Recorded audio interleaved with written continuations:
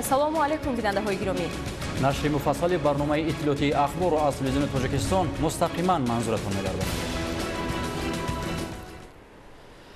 1 сентябр президенти ҷумҳурии Тоҷикистон пешвои миллат муҳтарам Эмомалӣ Раҳмон ва раиси Маҷлиси миллии Маҷлиси олии ҷумҳурии Тоҷикистон, раиси шаҳри Душанбе муҳтарам Рустами Эмомалӣ дар ноҳияи Синои пойтахт муассисаи таҳсилоти миёнаи умумии рақами 19-ро мавриди баҳрабардорӣ қарор дода дар рӯзи дониш ва оғози тантанавии соли нави таҳсили 2024-2025 иштирок ва суханронӣ намуданд.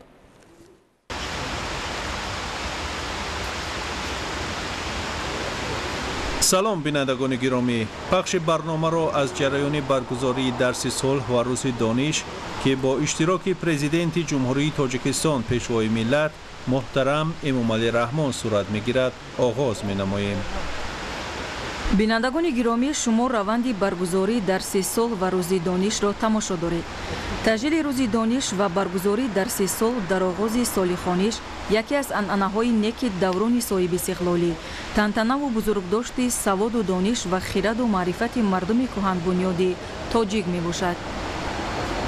тавре мо мушоҳида мекунем, ин лаҳзаҳо корвони мошинҳои президенти ҷумҳурии Тоҷикистон пешвои миллат муҳтарам Эмомалӣ Раҳмон ва ҳайати ҳамроҳон ба назди муассисаи таҳсилоти миёнаи умумии рақами 19 дар ноҳияи Синои пойтахт ҳозир мешаванд ва пас аз чанд лаҳза мо шоҳиди ифтитоҳи ин муассисаи нави таълимӣ мегардем. инак президенти ҷумҳурии Тоҷикистон пешвои миллат муҳтарам Эмомалӣ Раҳмон ва раиси Маҷлиси миллии Маҷлиси олии ҷумҳурии Тоҷикистон, раиси шаҳри Душанбе муҳтарам Рустами Эмомалӣ бо бардоштани парда аз рӯи лавҳаи рамзӣ муассисаи таҳсилоти миёнаи умумии рақами 19-ро мавриди баҳрабардорӣ қарор доданд. айни замон президенти ҷумҳурии Тоҷикистон муҳтарам Эмомалӣ Раҳмон ва раиси Маҷлиси миллии Маҷлиси олии ҷумҳурии Тоҷикистон, раиси шаҳри Душанбе муҳтарам Рустами Эмомалӣ вориди бино гардида аз шароиту имкониятҳои ин муассисаи таълимӣ шинос мешаванд. тавре мо мушоҳида менамоем, роҳбари давлат ба симхонаҳои муассисаи таҳсилоти миёнаи умумии рақами 19 ворид гардида баробари шинос шудан ба шароити таълимӣ, ҳамчунин бо хонандагони хуштоле ки соли нави таҳсилро дар ин муассисаи таълимии навбунёд ва хуштарҳу замонавӣ оғоз намуданд, суҳбатҳои самимӣ меороянд.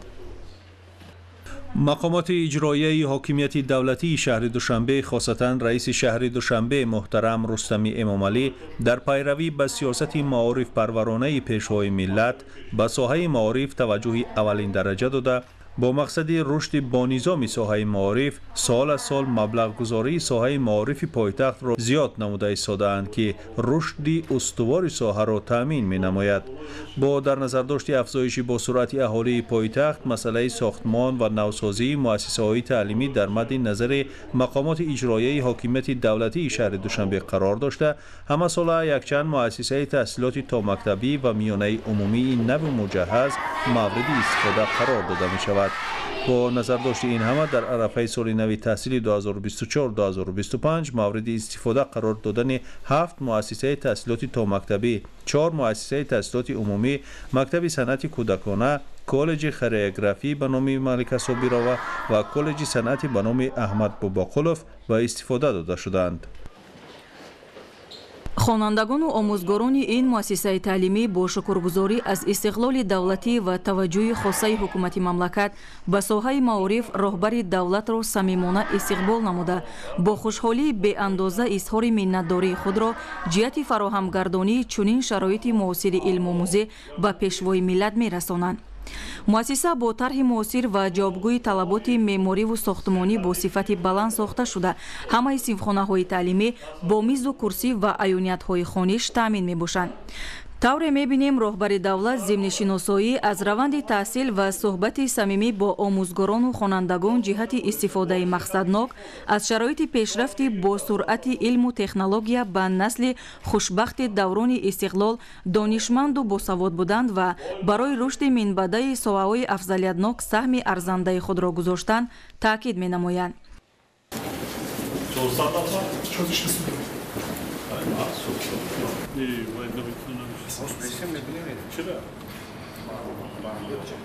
اینجا ما می‌بینیم که راهبر دولت و هیئت همراهان با شرایط فراهم گردیده در مجلسگاه این مؤسسه تعلیمی شناس می‌شوند. مقامات اجرایی حاکمیت دولتی شهر دوشنبه به مستحکم نمودن و به معیارهای بین المللی جوابگو گردانیدن پایه‌های مادی و تکنیکی مؤسسه‌های تعلیمی، وسیع جاری نمودن تکنولوژی‌های اطلاعاتی و کمیونیکاسیونی، وارد و مطابق شوی با فضای یگانه تحصیلات توجه اولین درجه داده برای دریافت، دستگیری و رشد کودکان و خوانندگان با استعداد تمام چاره‌های ضروری را عملی نموده ایستادند. тавре мо мушоҳида менамоем президенти ҷумҳурии тоҷикистон муҳтарам эмомалӣ раҳмон ва раиси маҷлиси миллӣ маҷлиси олии ҷумҳурии тоҷикистон раиси шаҳри душанбе муҳтарам рустами эмомалӣ аз татбиқи барномаи электронии едониш дар ин муассисаи навбунёд шинос мешаванд. бояд гуфт ки барномаи едониш хизматрасонии электронӣ мебошад ки тавассути он волидайни хонандагони муассисаҳои таълимӣ аз ахлоқу рафтор ва пешрафти донишомӯзии фарзандонашон бо истифода аз воситаҳои иттилоотиву коммуникатсионии муосир ва гирифтани паёмакҳо ба телефонҳои ҳамроҳ ба таври доимӣ бохабар мешаванд.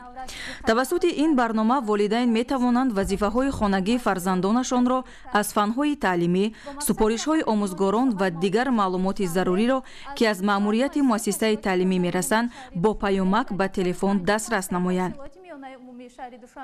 اینجا رئیس مجلس ملی مجلس عالی جمهوری تاجیکستان رئیس شهر دوشنبه محترم رستم امامعلی به پیشوای ملت تطبیق این برنامه الکترونی معاصر در مؤسسه های پایتخت و نتیجه های ثمره بخش آن معلومات می‌دهند. قابل قید مخصوص است که امسال قبول خوانندگان صنف‌های 1 به مؤسسه های تحصیلات میانه عمومی در شهر دوشنبه توسط برنامه الکترونی یدانش عملی کرده شد. با قیدگیری ساده بوده قدم نخستین آن وارد نمودن رقم تلفن والدین و یا شخصان عوض کننده آنها می باشد. барномаи электронии едониш аз соли 2020 инҷониб дар муассисаҳои таҳсилоти умумии шаҳри душанбе фаъолият менамояд. он дар 3 марҳила дар 150 муассиса татбиқ гардида ба дастовардҳои назаррас ноил гардид. بینندگان گرامی، این لحظه ها ما شاهدی تشریف پرزیدنت جمهوری تاجیکستان پیشوای ملت محترم امامعلی رحمان به مکان برگزاری روز دانش و درس صلح می‌گردیم. چون عنعنه نیک همساله در تاجیکستان 1 سپتامبر همچون روز دانش تجلیل گردیده درس صلح با اشتراک پیشوای ملت در یکی از مؤسسه های تعلیمی مملکت برگزار می‌گردد. پرزیدنت جمهوری تاجیکستان اساسگزار صلح و وحدت ملی پیشوای ملت محترم امامعلی رحمان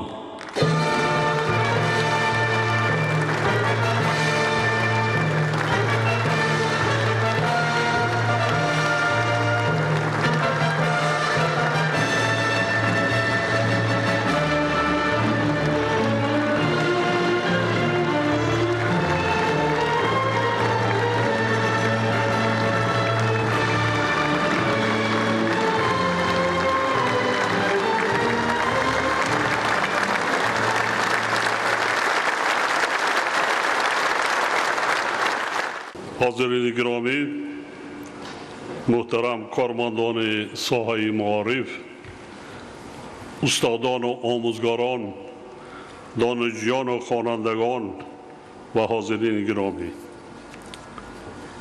در دوران استقلال دولتی در آغاز سال تحصیل تجلیل نمودن روز دانش و درس صلح در همه زینه‌های تحصیلات نظام معارف کشور با یکی از عنعنه‌های نیک عمومی ملی در تاجیکستان تبدیل یافته است. 1 سپتامبر هر سال صدها هزار کودکان خوشبخت زمان استقلال اولین مراتبه به آستانه مؤسسه‌های تعلیمی قدم می‌گذارند و با آموزش سواد و دانش، آداب و اخلاق و علم و معرفت آغاز می‌نمایند. در این لحظه‌های خاطرمان و فرح‌بخش تمام خوانندگان و دانشجویان، آموزگاران، و اهل علم و معارف مملکت بخصوص 250,000 کودکانی را که امروز در فضای استقلال و آزادی صلح و ثبات کامل و با امید و آرزوهای زیاد به مؤسسه‌های تعلیمی قدم نخستین گذاشتند صمیمانه تبریک میگویم.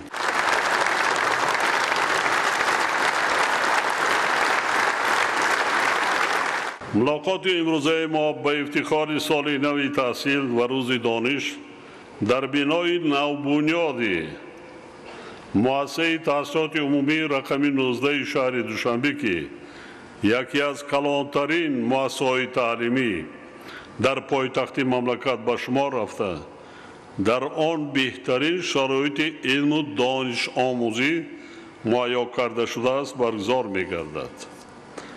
مکتب مذکور از 4 آشیانه و 75 صنفخانه عبارت بوده 3,500 نفر خواننده را به تحصیل فرا می‌گیرد. صنفخانه ها دیدن کردم تالار مثل یک قصر فرهنگ است. تمام چهارراه ها گذرانده میشه. صنفخانه های فنی، لابراتوری، صنفخانه های کامپیوتری، عموما شرایط درجه عالی برای تحصیل برای آموزگاران و خوانندگان مؤسسه زیبای زمانوی و پدر و مادران ارجمند را به مناسبت افتتاحیه آن تبریک گفته برابریت مقامات اجرایی حاکمیت دولتی شهر دوشنبه، صاحبکار وطنی، معماران و مهندسان و ساختمانچان که این بارگاه علم و معرفت را با صفت بلند بنیاد کردند برای تشبث وطن دوستانه و زحمت صافدلانه اشان صمیمانه اظهار منتداری می‌نماید.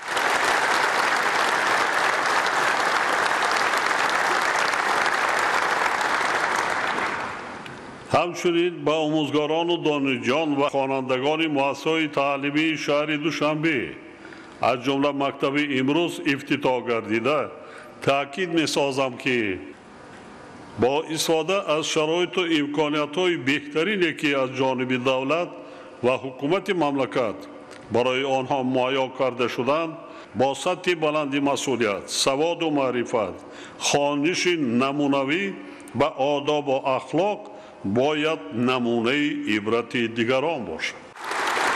زیرا آنها ساکنان پایتخت مملکت می باشند و پایتخت نه فقط مرکز مأموری بلکه آینه ملت کهن بنیاد تاجیک و دولت صاحب استقلال ماست.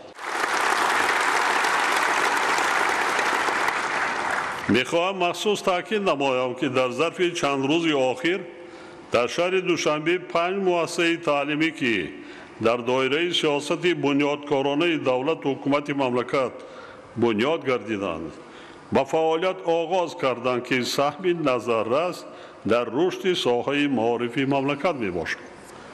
قابل ذکر است که طی سالهای 2017-2023 در شهر دوشنبه برای 72,000 نفر خوانندگان مکتب‌های زمانوی دارای شرایط و امکانات‌های بهترین بنیاد و به استفاده داده شدند. بعضا مکتب‌هایی که ما بنیاد کرده سادیم اگر سطح دانشگاه و دانشکده‌های زمان پیش مقایسه کنیم از آن بالاتر نیستند.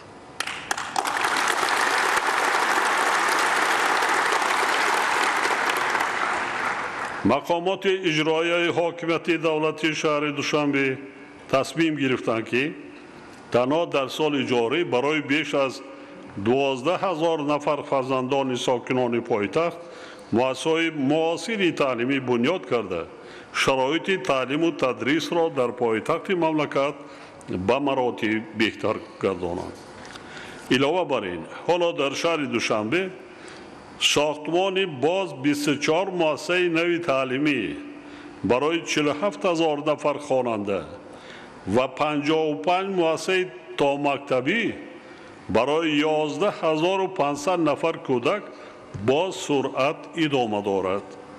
این رقم ها برای راهبران ولایت ها و دیگر شهرها باید نمونه عبرت باشند. آموزان در این سمت کارا مثل پایتخت مملکت جدی به راه ماند. از 6 مؤسسه تعلیمی که روز 27 و امروز ما به استفاده دادیم 3 تایی از جانب صاحب کار بنیاد شده. حسابی بودجه نه. مخصوصا در جاده بنیاد مؤسسه‌های تا مکتبی در یک شهر دوشنبه حالا بنیاد 55 مؤسسه تا مکتبی ساختمانش ادامه دارد که در سالهای نزدیک به استفاده داده می شود. برای 11500 نفر کودک خاطر نشان می نمایم که این همه پیشرفت و آبادی ها و غمخواری در حق نسل‌های نورس ثمره استقلال و آزادی دولت، صلح و آرامی مملکت و عزم و اراده سازنده ساکنان پایتخت باشد.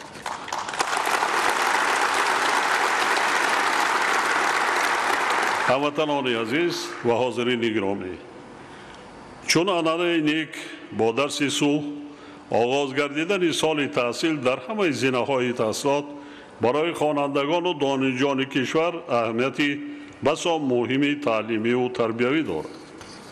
زیرا تنها در صورت برقرار بودن صلح و ثبات کامل و آرامی و امنیت همه ساحه‌های حیات جامعه و دولت از جمله روند تعلیم و تربیت به طور معتدل ادامه پیدا می‌کند. شخصانی کلاسان با یاد داریم در سالهای جنگ شهروندی، سالهای 90 چی وضعیت داشت ساحه علم و معارف.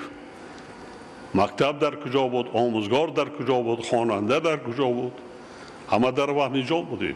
یعنی عملی گردیدن نیت‌های نیک هر یک انسان و نقشه و برنامه‌های سازنده دولت و جامعه فقط در شرایط صلح و آرامی، ثبات سیاسی و وحدت ملی امکان پذیر می باشد.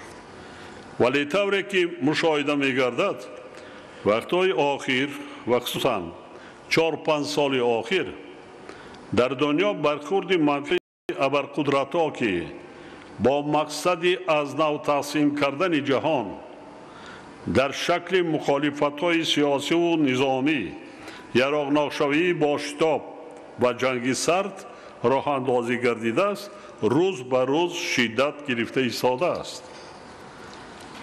تنها در نوار غزه فلسطین طی مدت کمتر از 1 سال بیش از 45,000 آدمان کشته شدند که زیاده از 17,000 آنها را کودکان، یعنی آنهایی که هزاران امید و آرزو داشتند و باید درس می‌خواندند و علم و دانش و کسب و هنر می‌آموختند و به حیات مستقلانه آماده می‌شدند تشکیل می‌دهند.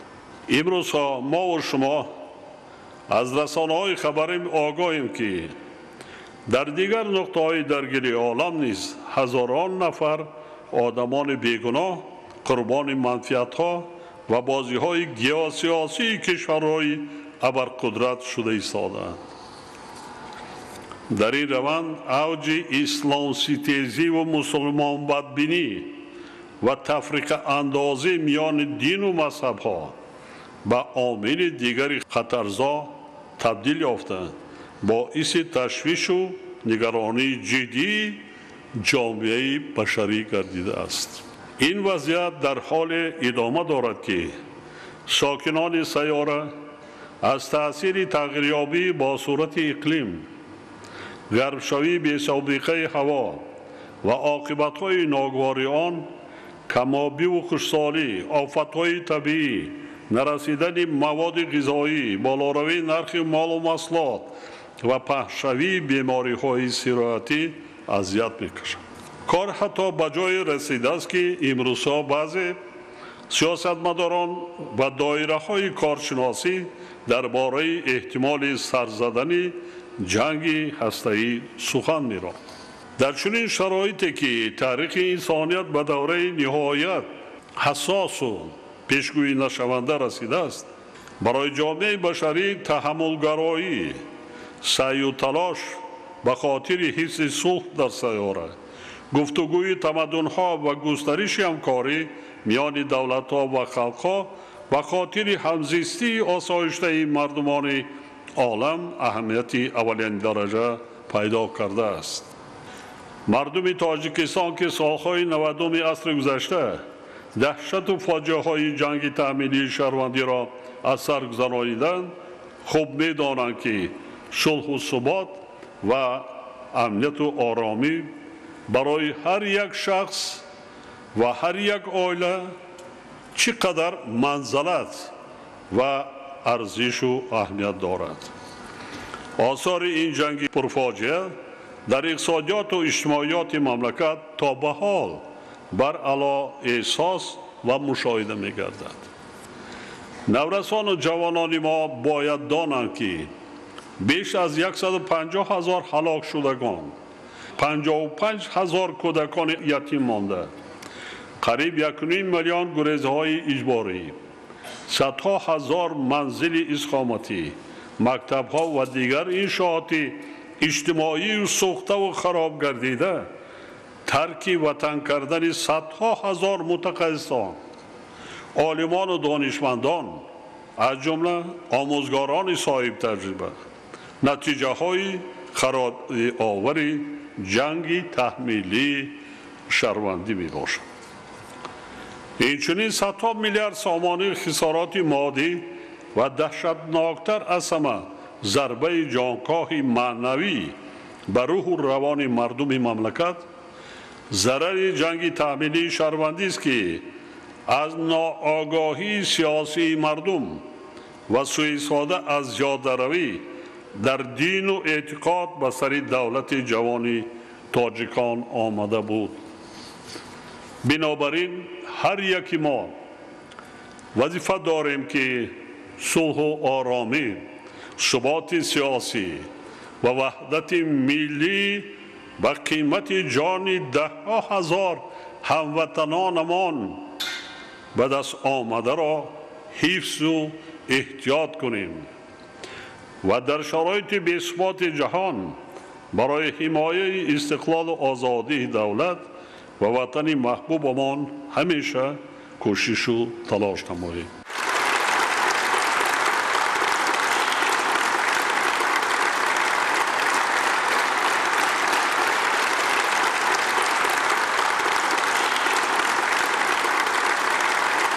ما باید بر ضد تهدید و خطرهای معاصر، تروریسم و اکستریمیسم، رادیکالیسم و خرافات و تعصب دینی، قاچاق مواد مخدر، جنایت‌های کیبری و دیگر جنایتکاری‌های متشکل فراملی، اینچنین افراطی شوی جامعه مبارزه بریم.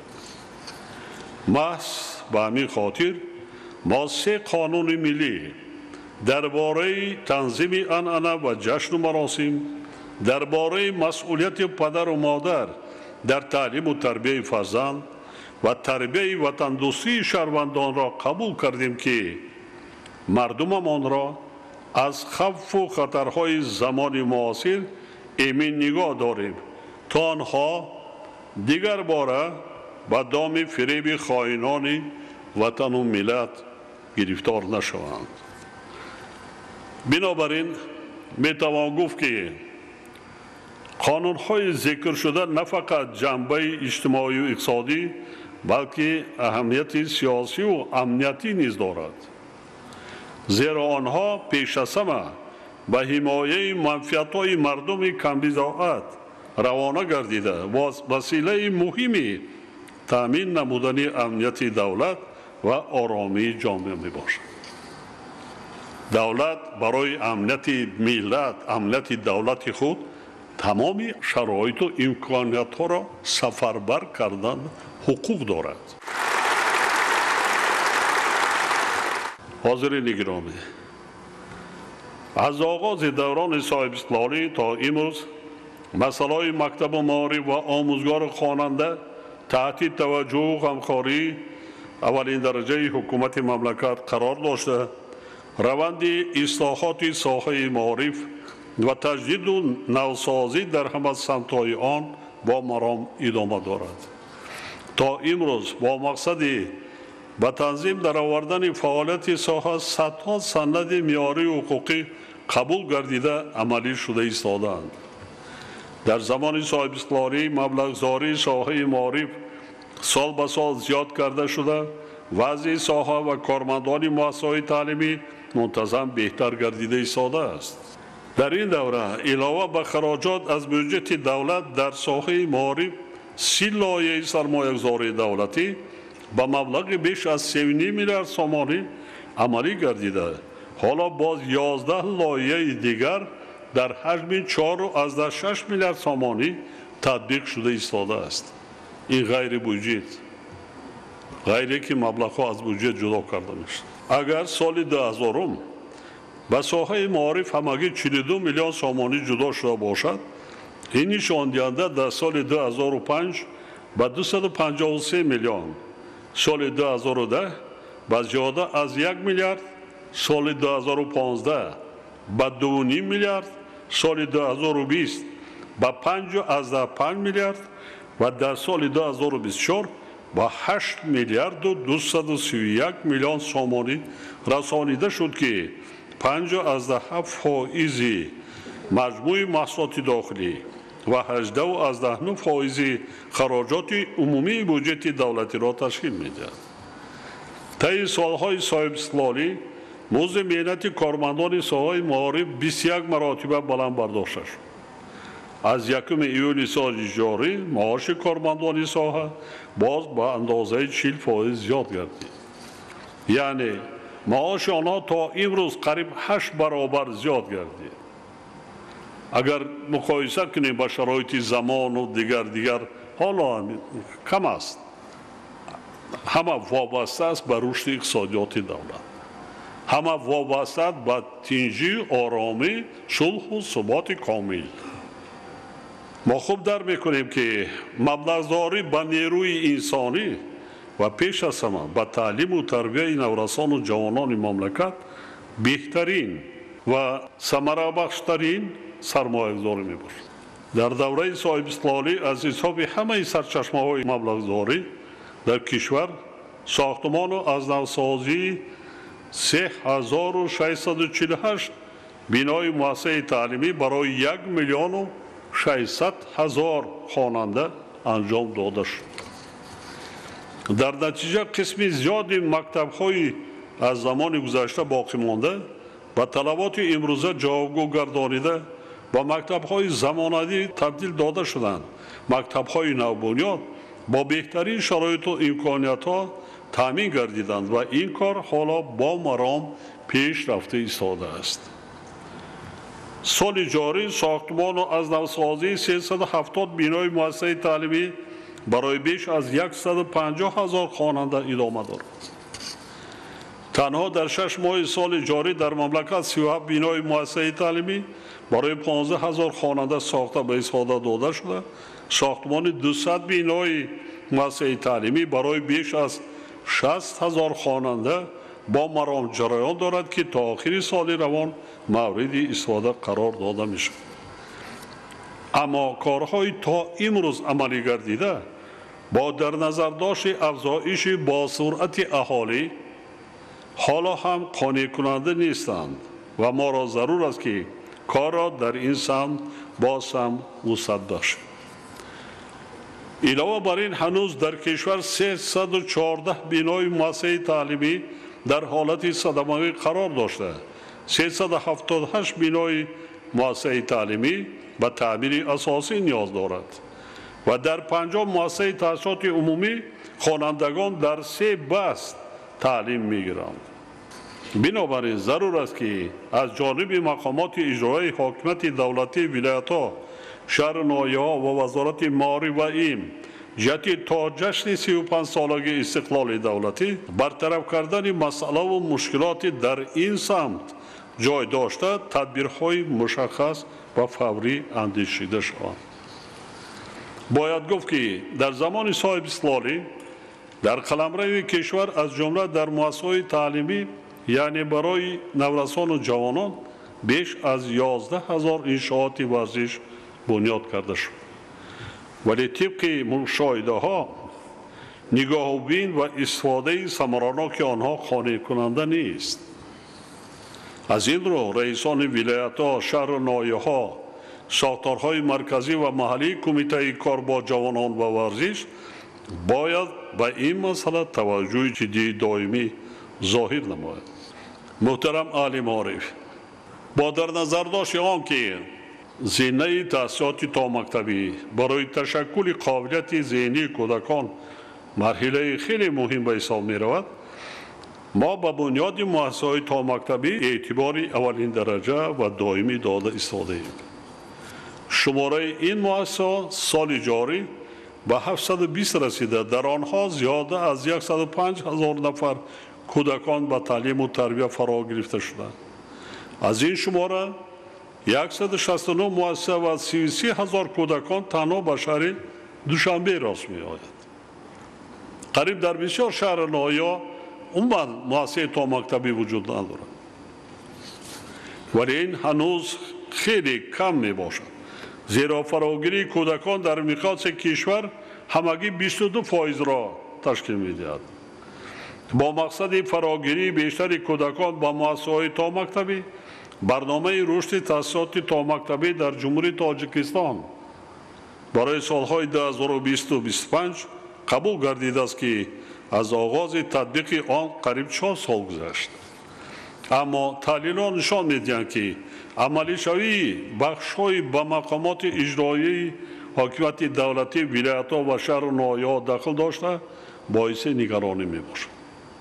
طبق این برنامه باید هر سال در کشور از حساب مبلغ‌های مقامات اجرایی حاکمیت دولتی شهر و ناحیه‌ها و بخش خصوصی بیش از 100 مؤسسه تا مکتبی ساخته به استفاده داده شود. ولی تا امروز از 68 شهر و ناحیه همگی در 34 شهر و ناحیه 82 مؤسسه تا مکتبی ساخته شده است. به طور ضروری مبلغداری نگردیدن برنامه سببی اساسی چنین وضع می باشد رئیسان ولایت و شهر و ناحیه‌های مملکت. از این لحاظ رهبران ولایت‌ها و شهر و ناحیه‌ها را ضرور است که ضمن پیشبرد کارها به استقبال جشن 35مین سالگرد استقلال دولتی در مسئله بنیاد مؤسسه‌های تا مکتبی مسئولیت بیشتر ظاهر نموده ساختمان این گونه مؤسسه‌ها را تیزانند.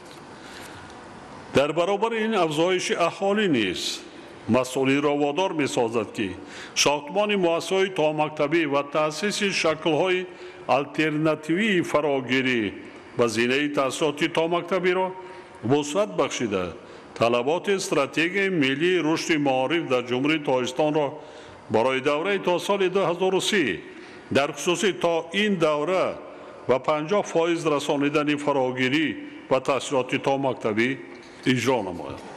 ضرور است که اجرای نقشه با جلب امکانیت‌های بودجه محلی، صاحبکاران و شخصان سخاوت پیشه، فعالان و اهالی نیز تامین کرده شد. کمیته ساختمان و معماری لایحه مؤسسه‌های تا مکتبی را بخصوص برای دهه و محله‌های اهالی نشین با در نظر داشت شرایط و شماره اهالی تهیه و به ساختارهای مربوطه پیشنهاد نماید. هر یک محل اهالی نشین ما باید داشته باشیم. حتما نگاه کرده به شماره اهالی، به همون نگاه کرده لایحه کرده باید دادم. سال گذشته سفر داشتم کلخوز کمونیسمی سابق ناحیه کلخوزآباد، همین یک باغچه کودکانه کلخوز بنیاد کردگی بود برای 50 نفر کودک. 70 سال زیاد شده است تا حاصل همین مؤسسه تا مکتبی تعبیر و تعمیر آزاده نگاه کن کار و فعالیت کرده ایستاده است. همه چی وابسته به رهبر است. همه زین آمده از مؤسسه تعلیمی سر کرد. در هر یک کار، در هر یک وظیفه ذوق داشته آمده. ذوق پیش از همه در این وطن، در این سرزمین اجدادی، شخصی که ذوق به زندگی، ذوق به وطنداری، ذوق حس ملی تاجیکیت ندارد یا که صاحب وطنی ندارد، من نمیدانم چگونه زندگی میکند، چگونه عمر به سر میبرد. با مقصد فراگیری بیشتر کودکان به تعلیم و تربیت تا مکتبی، دسترسی به تحصیلات باصفت، تامین شریکی دولت و بخش خصوصی با قرار حکومت مملکت برنامه رشد مؤسسات تا مکتبی و تحصیلات عمومی خصوصی برای سالهای 2022-2027 تصدیق گردیده است. طبق این برنامه در کشور بنیاد 264 مؤسسه تا مکتبی خصوصی پیشبینی شده است. بنابراین وزارت معارف و علم رهبران ولایت‌ها و شهر و ناحیه‌ها را ضرور است که با جلب صاحبکاران، دیگر شخصان احسانکار و پدر و مادران جهت اجرای برنامه ذکر شده تدبیرهای عملی انجام شود. همچنین به ساختار و مقامات داخلدار دستور داده می شود که دایر به تأسیس شبکه علاهده تلویزیونی تعلیم زبانهای خارجی مخصوصا برای کودکان چاره‌جویی نمود. حاضرین گرامی، زینه تحصیلات میانه اساسی که تحصیل در صف‌های 5 تا 9 را در بر میگیرد، یکی از مرحله‌های مهمترین در نظام تحصیلات کشور میباشد. امروز در زیاده از 4000 مؤسسه تعلیمی کشور 2,280,000 نفر خوانندگان به تعلیم و تربیت فرا گرفته شدند که نسبت به سال تحصیل 1991-92 800 مکتب و 1 میلیون خواننده زیاد می باشد. اگر سال جاری 130,000 نفر صنف 11 را ختم کرده باشد، 250,000 به صنف یکم قبول شده است. یعنی باید ما به حساب میانه هر سال 380 مؤسسه تعلیمی بنیاد کرده به اصالت. در کشور سال تحصیل 91 و 92 3229 مکتب با فراگیری 1,325,000 خواننده فعالیت داشت. این روز بیش از 4,000 مکتب و 2,280,000 نفر خواننده داریم. خودتان مقایسه کنید. 130,000 ختم کرده است مکتب ها را. 250,000 صنف 1 رفته است. 140,000 دیگر جای نمیرسد.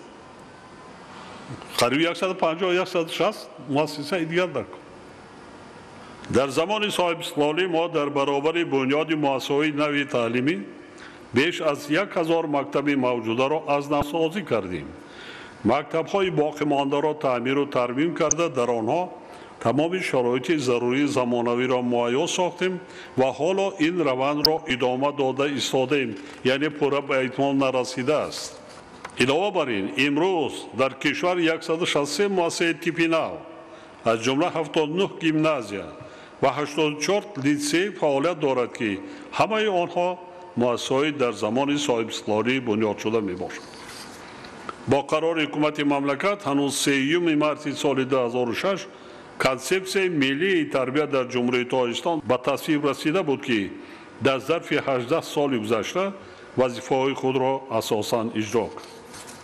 امروز با در نظر داشت تغییریابی فضای سیاسی و اجتماعی جهان و بیدار نمودن و تقویت بخشیدن حس ملی، خودشناسی و خودآگاهی، وطن دوستی و وطن پرستی و افتخار وطنداری در ذهن و شعور کودکان و نورسان و جوانان، ضرورت وارد نمودن تغییرات به کنسپسیون مذکور و مکمل نمودن آن به میان آمده است. وزارت معارف و علم، اکادمی ملی علم‌ها، کمیته‌های عاید به تحصیلات ابتدایی و میانه کسبی، کار با جوانان و ورزش، کار با زنان و عائله، دین، تنظیم عنعنه و جشن و مراسم، مرکزهای تحقیقات استراتژی، اسلام شناسی و اتفاق نویسندگان سند مذکور را در مدت 6 ماه در تحریر نو تهیه کرده به حکومت مملکت پیشنهاد نمودند. در شرایط جهانی شوی به طور جدی بلند برداشتن صفت تحصیلات یکی از مسائل اساسی در سمت تعلیم و تربیت محسوب می شود. از این لحاظ این مسئله زیر توجه و نظارت دائمی حکومت مملکت قرار دارد. با مسئله بلند داشتن صفت تحصیلات 20 مارس سال 2024 برنامه جاری نمودن تکنولوژی اطلاعاتی و کمونیکاسیونی در مؤسسه‌های تحصیلات عمومی جمهوری تاجیکستان برای سالهای 2024 و 2028 قبول کرد. همچنین سال 2022 کنسپسیای گزارش و تحصیلات رقمی در جمهوری تاجیکستان برای دوره تا سال 2042 تصویب کرده شد. سالهای آخر در سمت رقمی کنانی ساحه کارهای معین انجام داده شدند ولی به طلبات جوابگوی نیستند. یعنی امروز ساحه معارف و علم کشور از سطح رشد رقمی کنانی جهانی قفا مانده است. وزارت معارف و علم در همکاری با مقامات اجرایی محلی حاکمیت دولتی تطبیق تکنولوژی‌های رقمی، تهیه برنامه‌های معاصر تعلیمی، بلند داشتن سطح صلاحیت‌ناکی آموزگاران در سمت تکنولوژی‌های زمانوی یعنی عملی سازی پوره هدف‌های کنسپسیای ذکر شده را تامین نمود. اینچنین به جلب آموزگاران صاحب تجربه و دارای قابلیت بلند آموزگاری اهمیت جدی داده مشکلات نارسایی آموزگاران و غیر تخصص کار کردن آنها را در سمت تکنولوژی اطلاعاتی در مدت 2 سال برطرف سازد. برابران مؤسسه‌های تحصیلات عالی رویه آموزگاری سپارش داده می شود که جهت تربیت آموزگاران به طلبات زمانه جوابگوی تمامی شرایط ضروری را فراهم آورند. همچنین ضرور است که مؤسسه‌های ذکر شده هر 5 سال از اکریدیتاسیا و آموزگاران مؤسسه‌های تحصیلات میانه عمومی هر 3 سال از اتستاسیا گذرانده شود. برای رسیدن به هدف بهتر نمودن صفت تحصیلات در نوبت اول بلند برداشتن سطح کسبیت کادرهای آموزگاری، کتاب‌های درسی مطابق به طلبات معیاری، اینچنین تأمینات با امکانیت‌های تعلیمی و متعادی از جمله تجهیزات آزمایشگاهی، تکنولوژی‌های اطلاعاتی و کمونیکاسیونی و منتظم گذشتن از کورس‌های تکمیلی اختصاص و بازآموزی ضرور است. استادان و آموزگاران محترم و دانشجویان و خوانندگان عزیز، تعلیم در زمینه تحصیلات میانه عمومی مرحله نهایی و مهم برای هر یک فرد جوان کشور هم پسران و هم دختران می باشد. ولی تحلیل مشاهده‌های چند سال آخر نشان می‌دهند که هم جوانان و هم استادان و پدر و مادران برای تحصیل در این زمینه مهم تعلیم چندان هوسمندی ظاهر نمی‌کنند. طبق معلومات آماری از 170,000 نفر خوانندگان سال 2023 صنف نهم را ختم کردند، 114,000 نفر تحصیل را در صنف 10 ادامه دادند، 12,000 نفر به لیسه‌های کسبی تکنیکی و کالج ها داخل شدند و 44,000 نفر باقی مانده تحصیل را در یگان مؤسسه تعلیمی و کسبی ادامه ندادند. از تحلیل برمی‌آید که این مشکلی یعنی کاهش ادامه تحصیل را نداشتن جوانان اگر از یک طرف دخالت پدر و مادران به تقدیر میانبرده فرزندان و خصوص دختران باشد، از جانب دیگر ناکفایه بودن کارهای فرماندهی در مسئله انتخاب با شعورانه کسب می باشد. بنابراین دستور داده شد که به سندهای قانونگذاری تغییر و علاوه ها وارد کرده من بعد جریان ادامه تحصیل در زمینه تحصیلات میانه عمومی زیر نظارت قطعی قرار داده شود.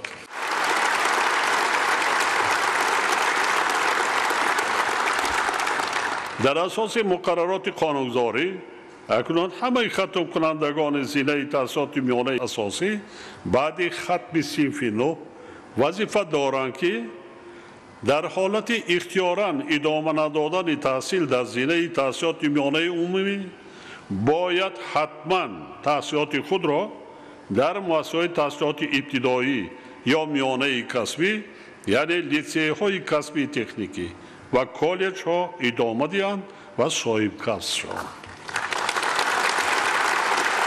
یعنی بعد ختم صنف 9 حتما باید خوانند. من به پدر و مادران عزیز مراجعت کرده یک مسئله مهم را خاطرشان می نمایم. ما باید خوب درک نماییم که فرزندان نزد ما امانتند. آنها آینده ما و شما و صاحبان فردای دولت و ملت می باشند. ما نباید با دستان خود آینده خودمان را برباد دهیم. به امانت خویش خیانت کنیم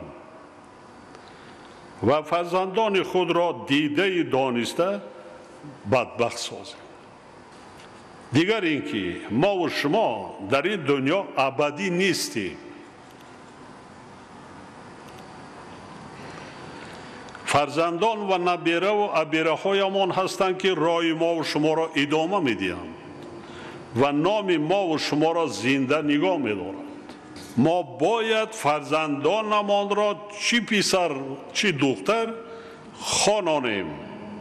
علم و دانش، کسب و هنر و آداب و اخلاق آموزانیم.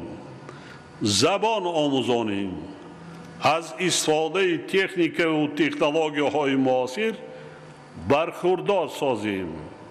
با زندگی مستقلانه همه طرفه آماده نماییم. آنها را همچون شخصیت های خودشناس و خودآگاه، مسئولیت شناس و وطن پرور و زحمت دوست به کمال رسانیم.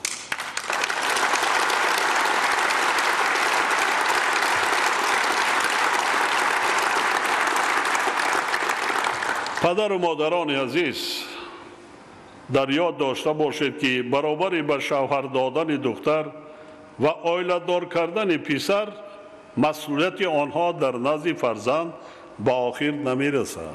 تو نفس واپسین در دنیا که هستی دیگر ایجا نمی روی. با اون نبیردار می شوی، ابیردار می شوی، چبیردار می شوی.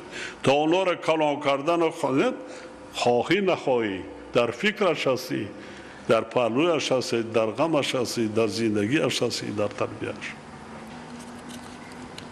ما و شما تا روزی که در قید حیات هستیم شریک تقدیر فرزندان مانده باشیم. پس بیایید با فرزندان پیش از همه به دخترانمان علم و دانش و کسب و هنر آموزانیم تا اینکه آنها در زندگی آینده خود در زمانه پیشرفت علم، تکنیک و تکنولوژی های معاصر و عصر ذهن صنعی اذیت نکشند و بار دوش پدر و مادر نشوند. هنگام سفرهای کاری و بازدید از کارخانه‌های دوزندگی مشاهده می‌کنم که اکثر کارگران زنان میان سال و کلان سال هستند، جوانان نیست. وقتی میپرسند که برای چی در وقتش نخواندید که صاحب علم و دانش کسب و هنر شوید، جواب میدهند که شرایط و امکانیت نداشتیم. یعنی امروز آنها هرچند که صاحب معلومات و کسب و متخصص نیستند، برای پیش بردن روزگار زندگی خود کار کرده ایستادند. وقتش نخواندند، شرایط نبود. لیکن حالا زندگی مجبور میکنه، روزگار عائله داری مجبور میکنه در خانه نشیند، یک هنر داشته باشد، رود کار کند، فرزنداش تربیت کند، خوراند، پوشاند. آنهایی که از امروز به تربیت مشغول میشوند امروز و فرزندان را تربیت میکنند، صاحب کسب، صاحب علم، دانش، زبان آموزی دیگر هیچگاه محتاج نمیشود. هیچگاه فرزند به پدر و مادر چوگیم اذیت نمیدهد. برعکس پدر و مادر خود را در کلان ساله عزت احترام میکند و کمک میرساند. نه برعکس. میبخشید بی سوال مان چی میشود؟ در کجا میماند؟ محتاج در خود کوچه. خب بعدا تاجیکی هم میگوید جمره او را کی میکشد بعد که ما از دنیا گذشتیم وقتی وای گدا شد و تلبنده شد و در کوچه ماند و خار و زار شد و خانه و در نیست کی؟ پدر و مادر در وحشت تربیه نکرد شرایط مهیا نکرد نخواند من امروز میبینم در خود همین تاجیکستان دیروز مکافات های دولتی سپاریدم در نیروگاه برقی راغون متخصص راهبری میکند دانشگاه تکنیکی به نام آسیمیر ختم کرده است 6000 کارمند ساختمانچی در راهبر تشکیلاتچی یک چند زبان خارجی را به درجه اعلی میداند من گفتم خودت گپ زن با هم 200 نفری که در همون تالار بودن چند معاش میگیری 45000 در یک ماه در خود تاجیکستان اونایی که متخصص هستند اونایی که سطح سواداکی بلند دارند زندگیشان را پیش میبرند یعنی سواد کسب هنر هیچگاه را وضع‌بینی نکرده است خانه با خانه وای کنیتان که شرایط زندگی فرزندان را درست کنند صفت خورد و خوراک فرزندان را درست کنند سر لباس های مکتبی گیرند رهبرای ولایت شهر نایاد جماعت ها صاحبکار سپارش های کلامی که آیلای کم بضاعت است معیوبا است یتیم ها است سر لباس های مکتبی اسباب انجام خانیش دیگر شرایط های تحصیل و تدریس کمک رسانند دستگیری کنیم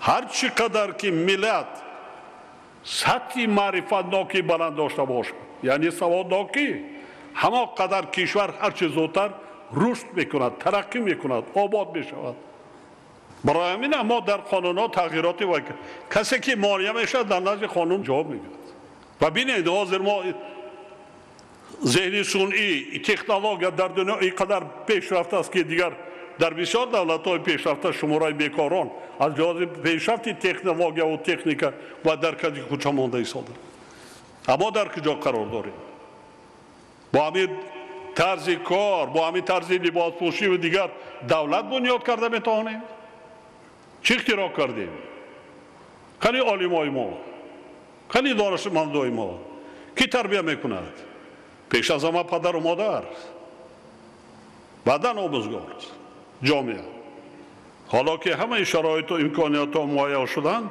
پدر و مادران باید فرزندان خود را خوانند سابق کارخانه ناپذیر شهر دوشنبه را با تجدید پررش به استفاده دادیم بعد رفته اشاره کردن تکنولوژی از همه پیش قدم ترین بعد تنکه جناب یاری یک متخصص آوردیم از اروپا همون خواننده ایستاده است 50 نفر را هم مفتب دعوت کنیم بیاد میاد یک دخترکی تاجیک جوان از شهر کلاه گفتن جناب یاری این کس در آلمان کار میکند در همونجا خوانده است در آلمان کار میکند در تمام آزمون های بین المللی اشتراک میکند اصلا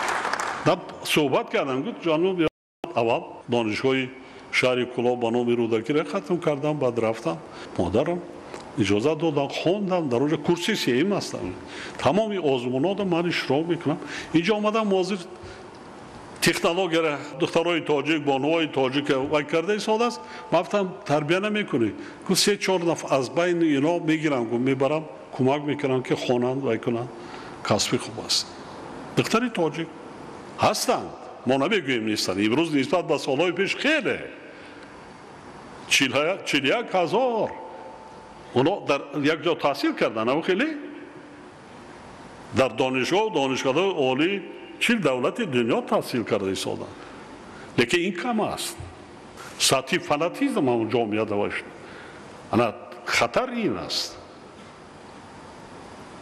لباس پوشی بیگانه را میگویم من حتی بعضا جوانا بعضا وای نمیدونه باباش کیست برای همین اثر بیزوال بابا جان غفوروف تاجیکان هر یک عائله تقسیم کردن که خوانند دانند اقلا گذشته خودشان دانند ما باید این کارها را همچنین با خاطر انجام دهیم که فرزندانمان آینده در زندگی محتاج و سرگردان نشوند فریفته عقیده‌های خرابکارانه و وعده‌های دروغ و غرضناک گروه‌های ارتجاعی نگردند اقلا فرزندان خودشان را درست تعلیم و تربیت داده توانند اگر هیچ نوجوان سواد داشته باشد فرزند خودش را تربیت میکند یا نه؟ میکند. بار دیگر تاکید میسازم که تنها سواد و معرفت و علم و دانش انسان را از همه بدبختی و ناکامیان نجات میبخشد. بنابراین فرزندان را از علم و معرف دور نسازید.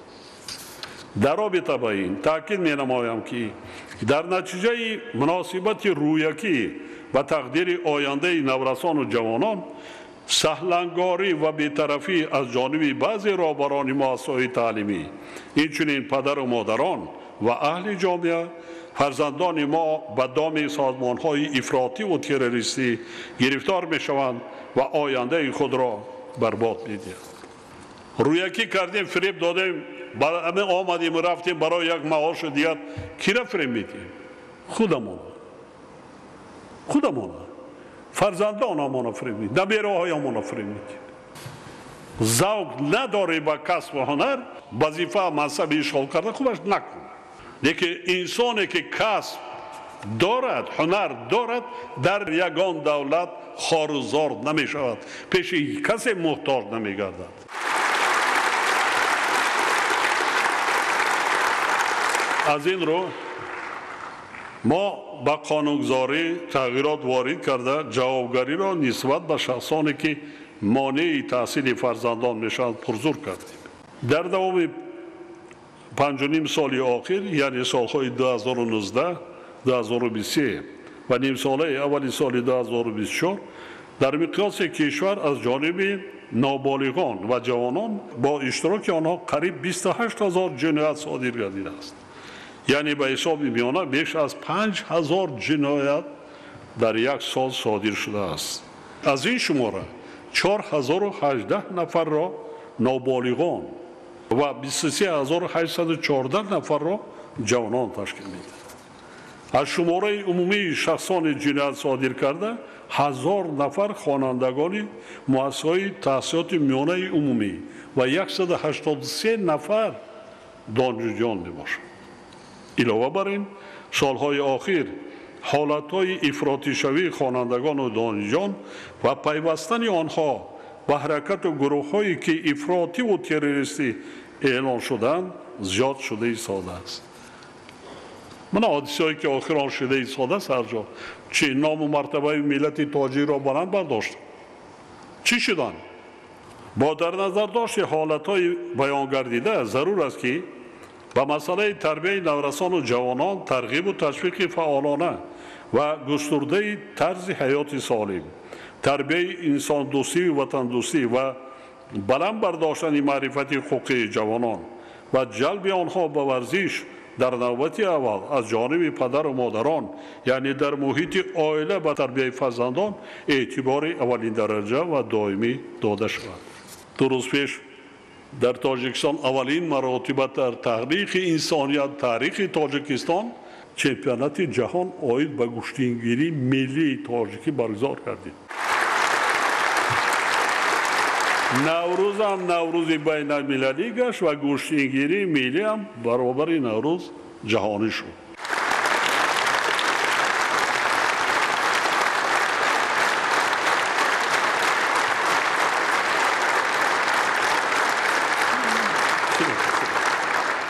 اونایی که به ورزش ذوق دارند، مشق و تمرین کردند، آمادگی دیدند، هم پرچم ملتی تاجیک را بلند برداشتند، هم صاحب مبلغ شدند. جای یکم $20,000 $200,000 سامان در 5 دقیقه. دختره که ما شاهدم برآمد کردن خیلی اصلا گفتن در کار. من میبینم در تمام چهاربینا با مرتا گوشتین میگیرن، گوشتین خیلی خوب میگیرن. شاید خسته شده بود چون که تا این درجه برای در یک روز 3-4 مراتب ای کرده بعد برآمدن، لیکن به هر حال جای دوم گرفتن $10,000 $100,000 سامان زندگیش پیش میبرد. اونایی که در عرصه بین المللی از جانب رهبر دولت، از جانب رئیس شهر دوشنبه، رئیس مجلس ملی خانه توفیق کردن، مبلغ گرفتن. اونایی که در کوچه میگردن فقط تعریفی دیگران را میکنیم. آخه نه، انا وضو خنشو نزنن. اب تو چیه؟ تو که قندتا میزنی؟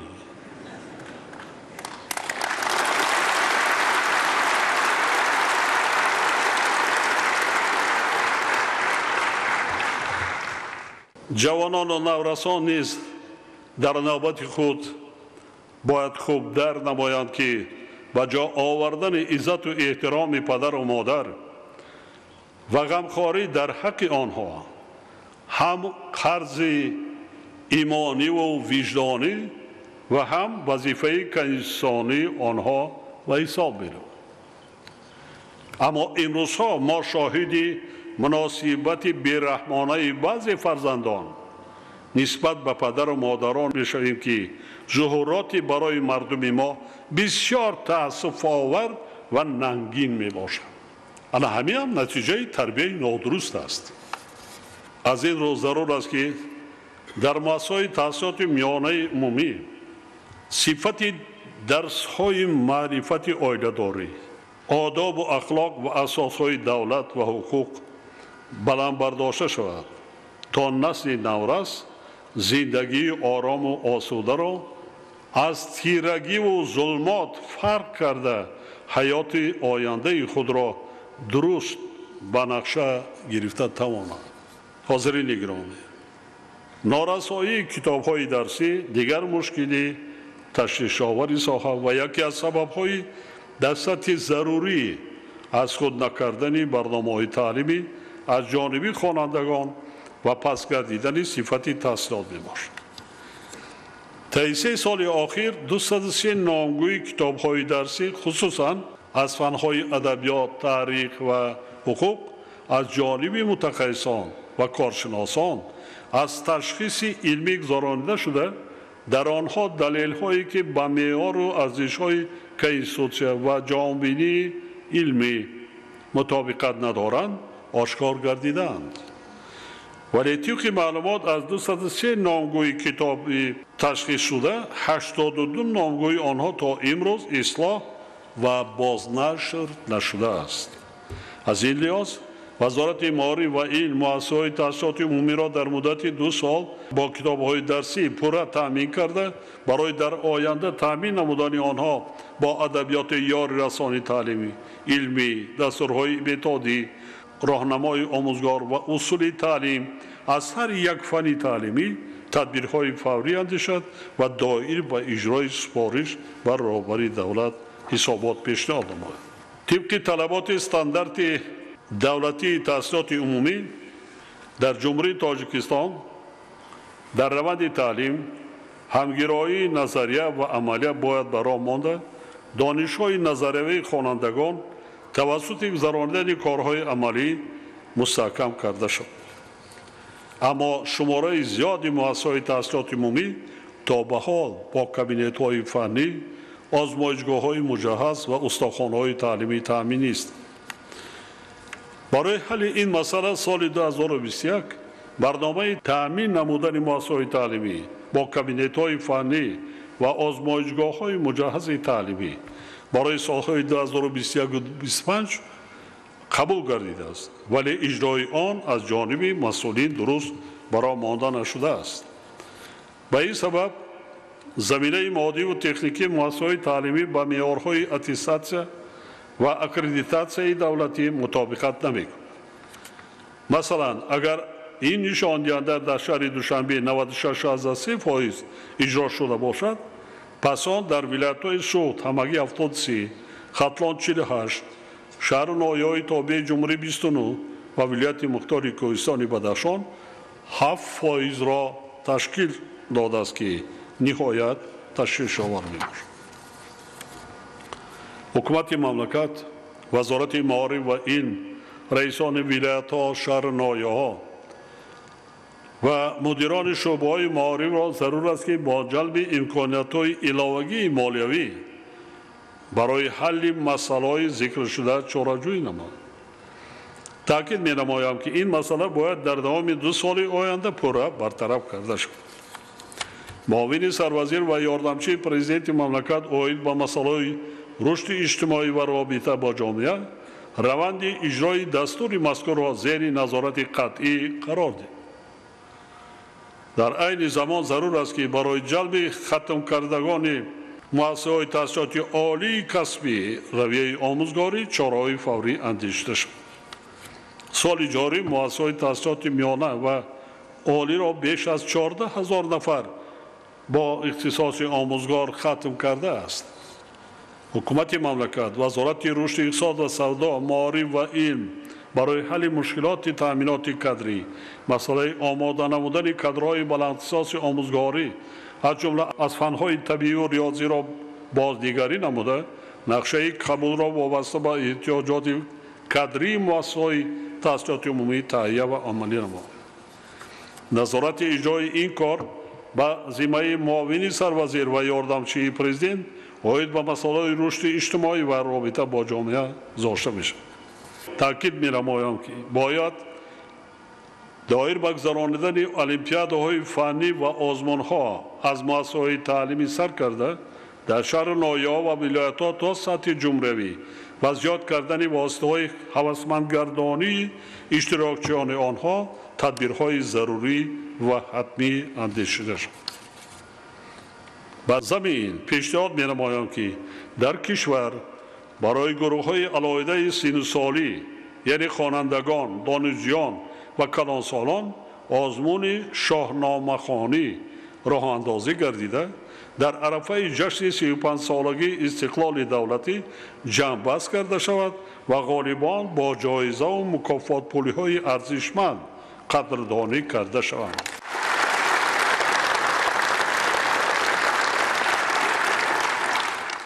وزارت معارف و علم دایر و این مسئله سندهای داخلدار را در مدت 3 ماه تهیه و با دستگاه اجرایی پرزیدنت پیشنهاد نمود. ما برای چه 2 سال دادیم مردم مطالعه کند که بیشتر اشتراک کنند، اشتراکچیان بیشتر باشند.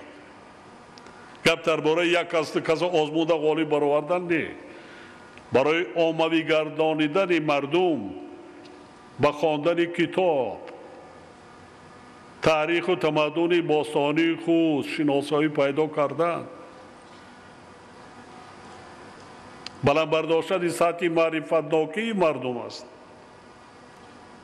این چنین دستور داده می شود که مکافات پولی برای غالبان آزمون‌های تاجیکستان وطن عزیز من فروغ صبح دانایی کتاب است، علم فروغ معرفت و تاجیکان آینه تاریخ ملت از مکتب ها سر کرده تا سطح جمهوری 100% زیاد کرده شود.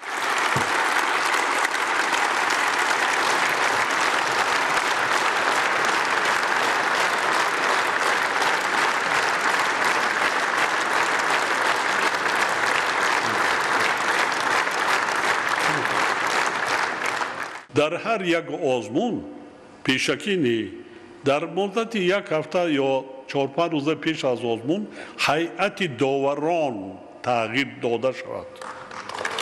در هر یک آزمون. اصلا بینیت زیاد است، مثلا جوانان. لیکن برای چی آموزگاران کم هستند؟ اینجا سوال. شماره آموزگاران اشتراک کردن در این آزمون ها خیلی کم است. انا این سطح صفتی کسبیتی آموزگار را نشان میده. من این سال مخصوص وای میکنم تعلیم مخصوص حالا هر وزارت معارف این طرف اون طرف وای میکنم، لیکن اکثریت ما چی آزمون برای تنها یک مکتب خانه وای نکردیم، تو از مؤسسه تا مکتبی اشتراک کرده ایستادن. اکلی آموزگار، اکلی دانشجویان، اکلی مردم دیگر کاتگوری‌های یگان محدودیت نیست که وزارت مالیه در این خصوص به حکومت مملکت پیشنهادهای مشخص منظور نماید. تا امروز تنها در 2 آزمون جمهوری فروغ صبح دانایی کتاب است و این فروغ معرفت قریب 1,200,000 از جمله صدها نفر آموزگاران نیست اشتراک دارند. 1,200,000 چی است؟ عموما در مجموع خوانندگان تا دانشگاه‌های عالی دانشجویان دیگر در مجموع 2,800,000 اشتراک کرده است در عموما آزمون 1,200,000. اگر گیریم جوانان نورسان جوانان و کم 50% اشتراک است ما جایزه ها را بلند بکنیم محترم آموزگاران و دانشجویان و خوانندگان عزیز چندی پیش ما در نزد حکومت مملکت کمیته عاید به تأسیسات ابتدایی و میانه کسبی را تأسیس دادیم طبق آمار رسمی حالا در کشور تنها جوانان از 18 تا 30 ساله که کسب هنر یا اختصاص ندارند بیش از 570,000 نفر را تشکیل می‌دهند صاحب کسب و هنر کردن و به بازار مهنت وارد نمودن این قشر اهالی و به رشد اقتصادیات جلب کردن آنها وظیفه اولین درجه همه ما و شما و مخصوصا کمیته عاید به تحصیلات ابتدایی و میانه کسبی و وزارت مهنت مهاجرت و شغل اهالی به حساب می‌رود حالا در کشور 65 مؤسسه تحصیلات ابتدایی کسبی فعالیت می‌نماید که در آنها از روی 14 سمت و 135 اختصاص با فراگیری بیش از 18,000 نفر خواننده برای ساحه‌های گوناگون اقتصادی مملکت متخصص آماده کرده می‌شود. اینچنین در 39 مرکز کسب آموزی کلانسالان نزد وزارت مهنت، مهاجرت و شغل اهالی 46,000 نفر شهروندان با آموزش 78 نمودی کسب و هنر مشغول میباشد. این شماره خیلی کم میباشد زیرا در مؤسسه‌های ذکر شده با تعلیم فرا گرفتن صدها هزار نفر امکان دارد. طبق سپارش‌های قبلی کار را باید طوری برآورد ماند که سالهای نزدیک تمام شهروندان از 18 سال بالا صاحب کسب و هنر گردانیده شود. یعنی هر یک شخص باید حتما یک کسب یا هنر داشته باشد. برابریت وزارت مهنت مهاجرت و شغل اهالی کمیته عاید به تأسیسات ابتدایی و میانه کسبی سپارش داده می شود که برنامه‌های تعلیمی مؤسسه را با جلب عالمان و متخصصان ساحه موردی بررسی قرار داده مشکلاتی در این سمت جای داشته را برطرف و ثمره‌ناکی فعالیت این نظام تحصیلات را بلند بردارد. خاطر از آن می‌سازم که مسئله تعمیر طلب بودن مؤسسه‌های ابتدایی کسبی و مرکزهای کسب آموزی کلانسالان نیز حل فوری را تقاضا می‌نماید. از این رو برای رئیسان ولایت‌ها، شهر و ناحیه‌ها و نمایندگان حکومت مملکت سپارش داده می‌شود جهت تا جشن 35 سالگی استقلال دولتی تعمیر و ترمیم و با لوازمات ضروری تعلیم و کسب آموزی تامین کردن این گونه مؤسسه‌ها چاره‌های تأخیر ناپذیرند است. وسیع نمودن شغل پرمحصول یکی از هدف‌های استراتژی ملی رشد جمهوری تاجیکستان برای دوره تا سال 2030 به حساب رفته با مقصد به کسب آموزی و در این زمینه به شغل فرا گرفتن اهالی کشور سال 2020 برنامه کسب آموزی شهروندان جمهوری تاجیکستان برای سالهای 2021 2025 قبول کرده شد. در این سمت با دستگیری بانک آسیایی رشد و سهم حکومت مملکت لایحه تقویت تحصیلات کسبی تکنیکی و آموزش به مبلغ 360 میلیون سومانی تطبیق گردیده حالا لایحه بهترسازی ملکه‌های کسبی و امکانیت‌های با کار تأمین شوی با ارزش 360 میلیون سومانی تطبیق شده ایستاده است. در دایره لایحه یکم 21 لیسه کسبی تکنیکی تعمیر و از نوسازی و با تجهیزات ضروری تأمین شده 17 استاندارد صلاحیت کسبی تهیه گردیده است. در دایره لایحه دوم بنیاد کردن و به استفاده دادن 3 مرکز کسب آموزی و خدمت رسانی در شهر و ناحیه‌های خوجند، باختر و واسع و 3 مرکز رشد ملکه‌ها در ناحیه دغره و شهرهای دوشنبه و راغون همچون لایحه پیلاتی پیش‌بینی گردیده تا امروز مرکز کسب آموزی و خدمت رسانی در شهر خوجند و مرکز رشد ملکه‌ها در ناحیه دغره مورد بهره برداری قرار داده شده است. دیگر مرکزها تا آخر سال روان به استفاده داده شده به حساب میانه در یک سال زیاده از 7,000 نفر شهروندان صرف نظر از سن سال به کسب آموزی فرا گرفته میشوند و صاحب شهادتنامه بین المللی میگردند. یعنی با این شهادتنامه تمام دنیا میروند.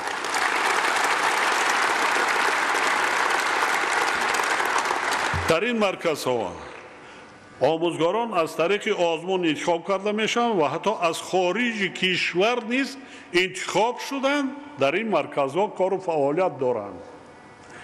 در مرکز ها چنین شرایط مهیا کرده شده حتی مادران بانوان کودک خردسال دارند در آنجا علاوه جای نگاه و بین کودک، خب جای خواب، جای تحصیل برای کلانسالان صرف نظر از سن سال. هدف ما هم از تأسیس کمیته هم از همین عبارت است که ما به همون استانداردهای بین المللی صنف کارگری خود را آماده کنیم. حتی زبان آموزی چیزهای عادی سرتیفیکت میگیره تمام دنیا را با استفاده برده میشه. حالا کار جهت در دیگر منطقه‌های کشور است.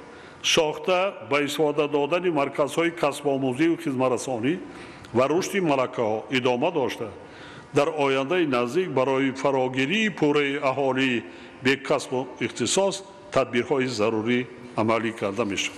وزارت‌های مالیه، معارف و علم، رشد اقتصاد و سودا، مهنت، مهاجرت و شغل اهالی، کمیته دولتی سرمایه‌گذاری و اداره اموال دولتی همکاری را با سازمان‌های بین المللی برای از نوسازی و به طلبات زمان مطابق گردانیدن لیسه‌های کسبی و تکنیکی و فیلیال‌های مرکز تعلیمی کلانسالان جانب نمایند. در این ردیف به تهیه کتاب‌های درسی، ادبیات و مواد تعلیمی نیز باید توجه جدی داده شود، زیرا در زمینه تحصیلات ابتدایی و میانه کسبی نارسایی آنها تشویش آور میباشد. به دستگاه اجرایی پرزیدنت، معاون سروزیر، یاردمچی پرزیدنت، عاید به رشد اجتماعی و رابطه با جامعه، وزیر معارف و علم و رئیس کمیته عاید به تحصیلات ابتدایی و میانه کسبی سپارش داده می شود که این مسئله در 2 سال آینده برطرف سازند. حالا در کشور 88 مؤسسه تحصیلات میانه کسبی یعنی کالج ها با فراگیری 90,000 دانشجو فعالیت دارند. یعنی با 214,000 دانشجوی مؤسسه تحصیلات عالی 312,000 نفر جوانان در داخل کشور با آموختن علم و دانش و کسب و هنر مشغول هستند. 41,000 دیگر در خارج کشور. تا زمان صاحب استقلالی در تاجیکستان همگی 43 مؤسسه تحصیلات میانه کسبی فعالیت داشت که در آنها 40,000 دانشجو تحصیل میکرد. یعنی افزایش شماره هم مؤسسه و هم دانشجویان آنها در دوران صاحب استقلالی بیش از 2 برابر را تشکیل میدهد. باید گفت که مشکلات این مؤسسه نیز مثل مؤسسه تحصیلات ابتدایی کسبی بوده اندیشیدنی تدبیرهای مشخص را تقاضا دارند.